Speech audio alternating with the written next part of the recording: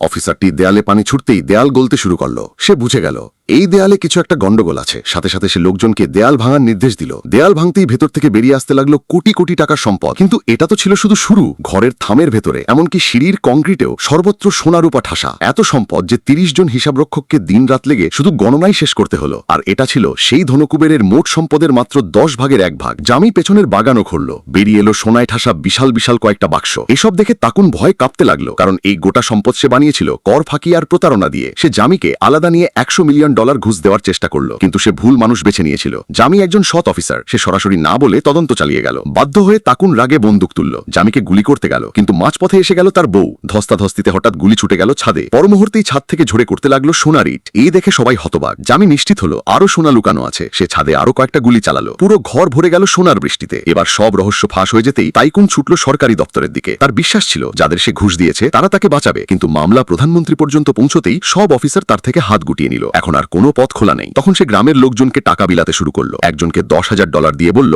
জামির ওপর হামলা করতে। বন্ধুরা, জামি কি এই ষড়যন্ত্র থেকে বেঁচে যাবে? আর এমন আরো কিছু দেখতে আমাকে সাবস্ক্রাইব করে দাও।